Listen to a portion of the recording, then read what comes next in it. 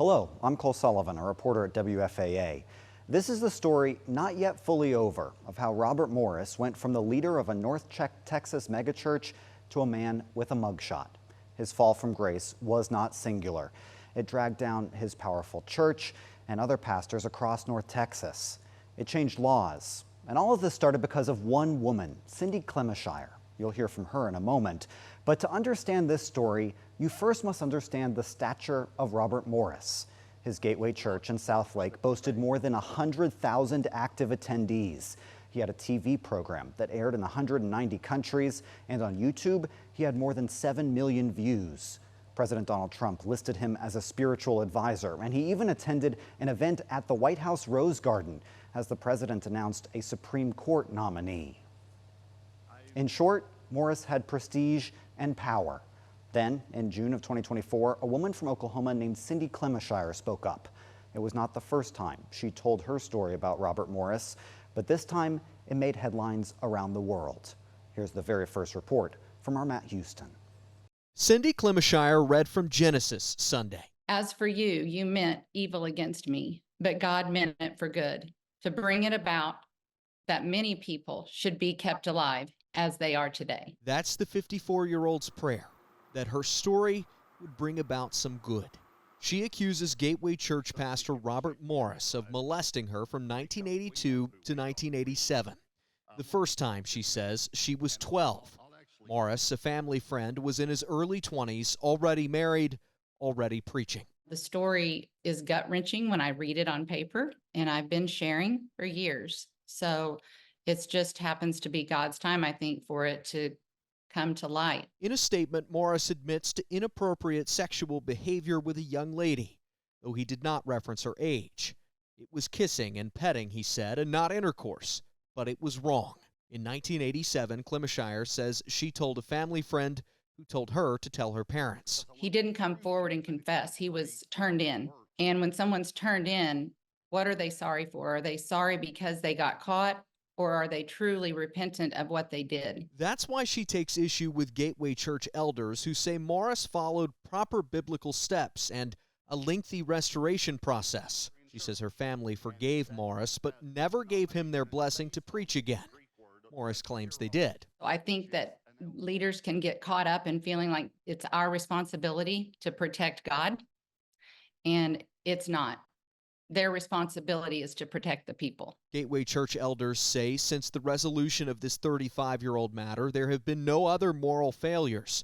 Pastor Robert has walked in purity and has placed accountability measures and people in his life. The matter has been properly disclosed to church leadership. That's Old Testament verse. Let me show you a New Testament verse. Morris did not preach Saturday.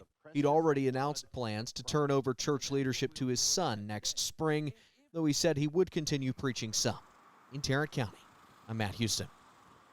Within hours, people started digging up old clips where Morris appears to talk about his past, what he called in a statement at the time, inappropriate sexual behavior. I looked for girls that did not have a good relationship with their father. I learned to spot that. I looked for girls that were insecure. And our Matt Houston found he wrote about this time in his life as well. In his 2005 book, Robert Morris says he had a pride problem in his 20s. That is the reason, he says, quote, "The Lord orchestrated the circumstances for me to step out of ministry." But that's about as detailed as Morris gets. He does not explain that in 1987, a teenage girl, Cindy Clemmishire, accused him of molesting her from the time she was 12 until she was 16. Morris has indicated he took 2 years off from ministry to seek counseling and forgiveness. But he wrote in his book that he worked as a motel security guard for just a month before he returned to work for televangelist James Robison. Robison is now the latest faith leader to claim he did not know Cindy Clemmishire's age. I was stunned.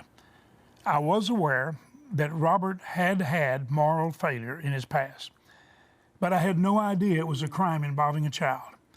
This is totally unacceptable. Sunday, Clemmishire's attorney shared with WFAA partially redacted emails she and Morris exchanged in 2005, months after his book came out. Clemmishire told him, "You have had almost no consequences for your actions. I've suffered almost my entire life.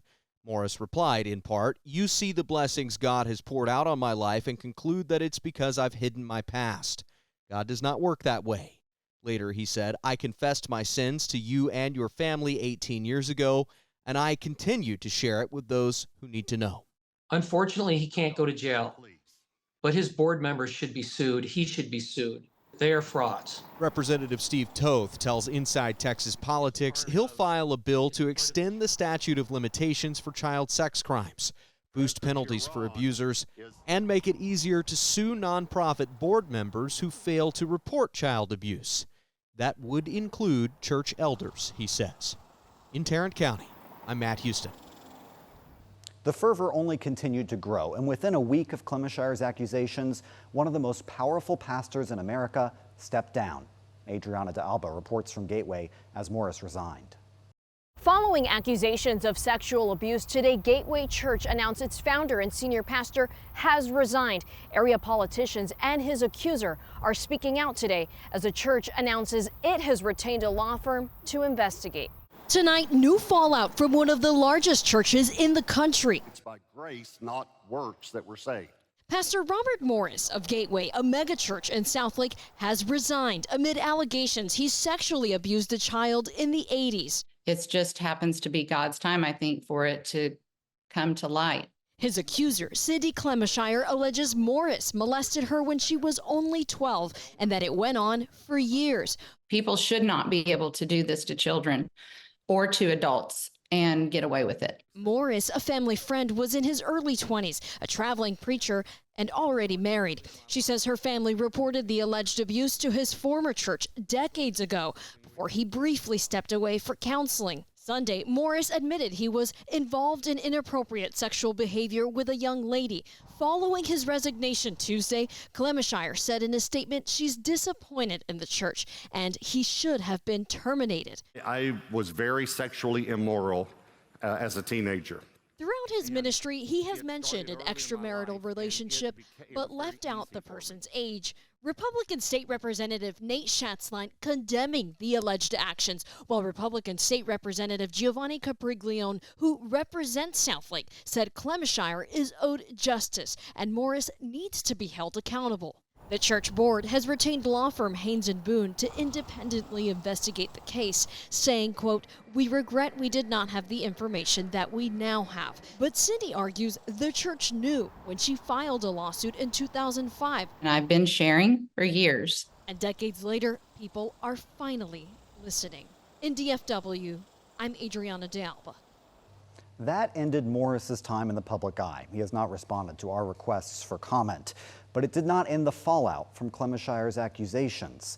Gateway attendance dropped by more than 25%, the church confirms, and protesters gathered outside its main campus in Southlake, as Richard Solomon reported.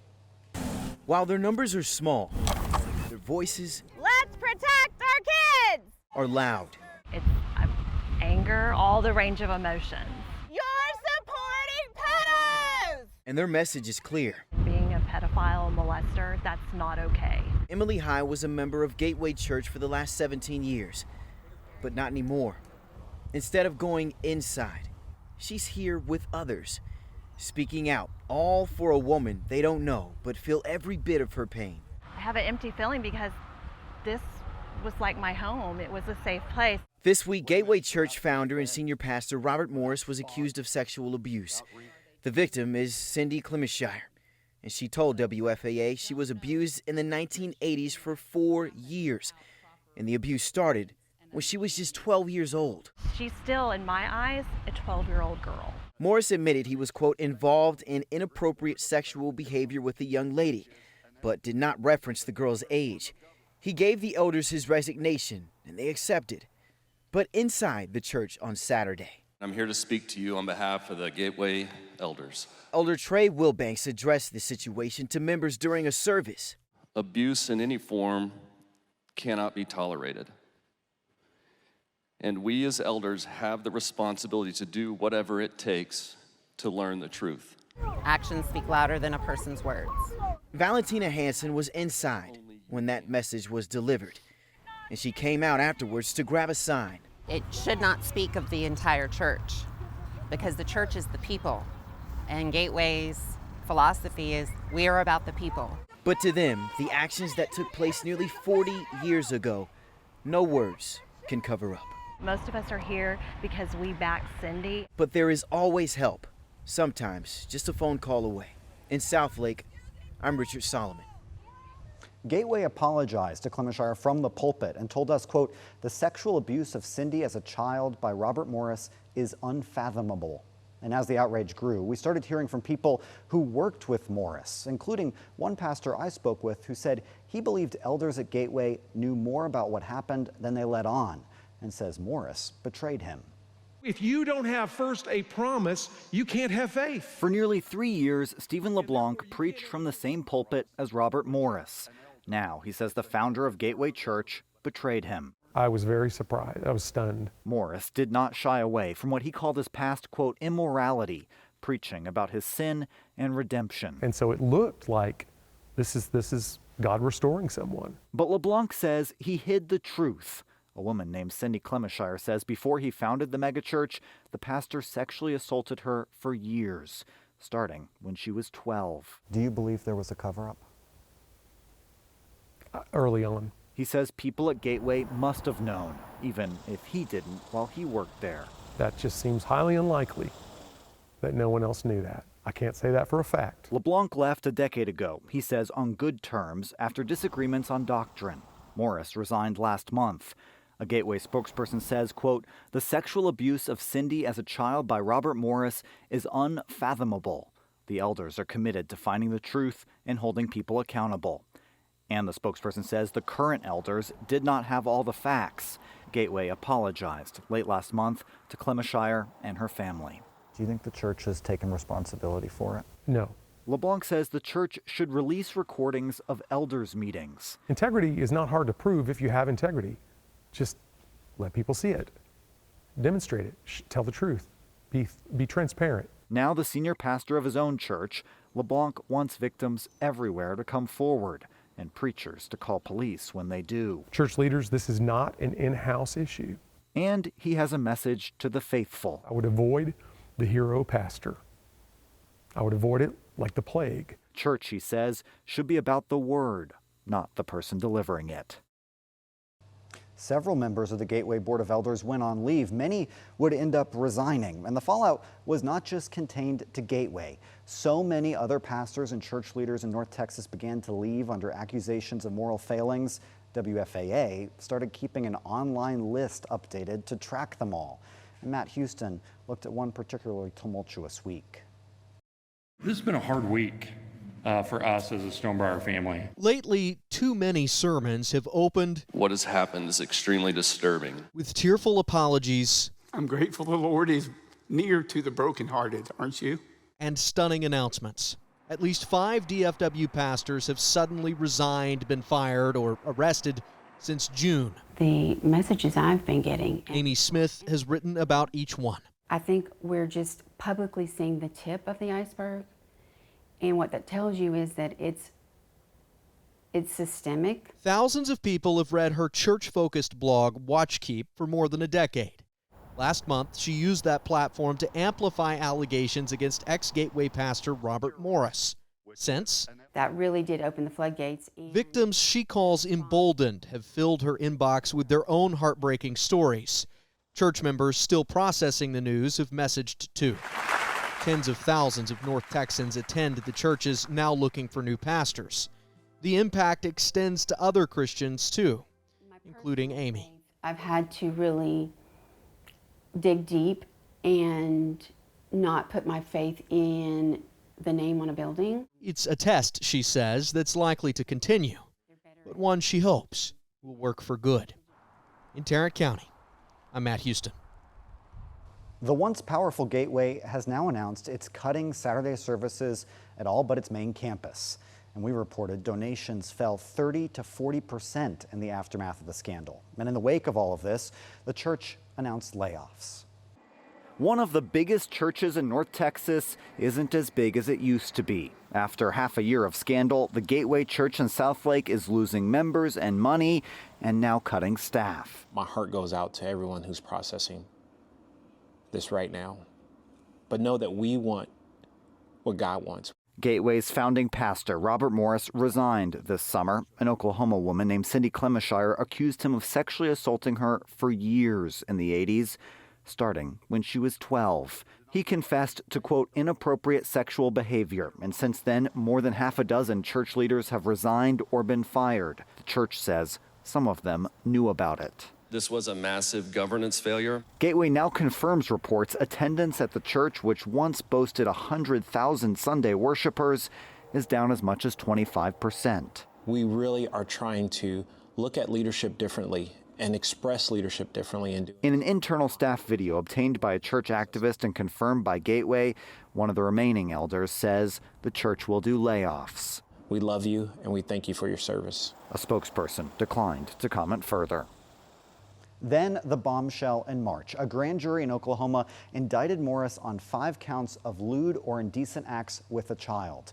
He turned himself in and deputies booked him. He made bond and then appeared in court this summer for the first time.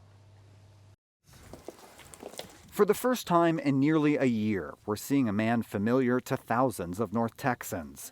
One-time megachurch pastor Robert Morris held his wife Debbie's hand as he walked into court. And for the first time, he sat in the same courtroom as Cindy Clemmishire, the woman who says he sexually assaulted her for years, starting when she was 12. This man, trusted by so many as a preacher of God's word, took advantage of a vulnerable child. Now, decades later, Morris has gone from megachurch to mugshot. Oklahoma authorities charged the founding pastor of Gateway Church in Southlake with 5 counts of lewd or indecent acts to a minor. He resigned last summer after admitting to, quote, inappropriate sexual behavior. He pleaded not guilty, and his attorney hasn't responded to our requests for comment. When Robert finished his first assault on me, the very first thing he said to me, and I quote, "You can never tell anyone because it will ruin everything." Now, Clemmishire wants the Texas legislature to ban deals that prevent victims from sharing their stories.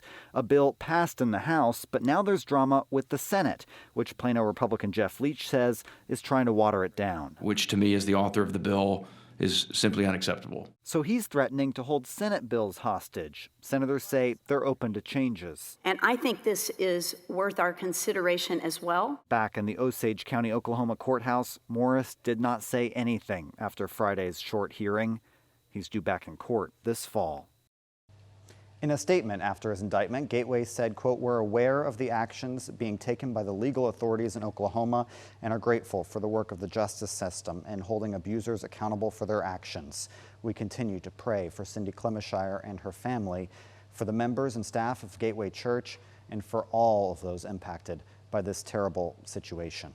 Clemmishire has since become an advocate. She testified in Austin and used her story to successfully convince lawmakers to ban agreements that silence victims of child sex abuse. Cindy, thanks for being here. Speaking is Cindy Clemmishire's power. I was 12 years old, and I was wearing pink pajamas. Her accusation, Gateway pastor Robert Morris sexually assaulted her for years in the 80s, shook one of the largest churches in North Texas.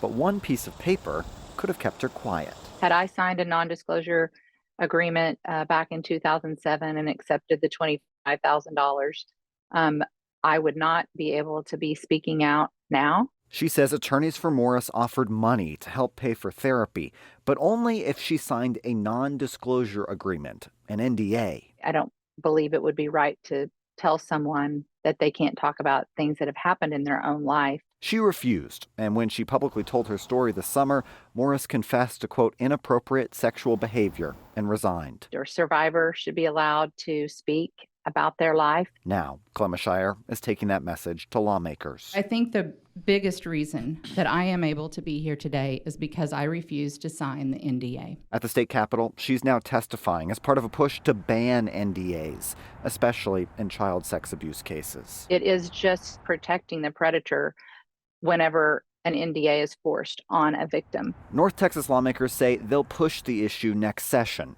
Clemmishire hopes they'll consider changing the civil statute of limitations too, so victims can sue. I think that he does owe restitution. Clemmishire says she can speak. Now she wants to empower others to use their voices as well. The bill Clemmishire pushed for became law September 1st. And it's not all that's changed since her allegations gained public attention last summer. Gateway now has a new executive pastor. Morris is suing the church and Clemmishire is suing him. He has not responded to our requests for comment. But the criminal case against the once powerful megachurch pastor continues in an Oklahoma court, and we'll continue to follow it.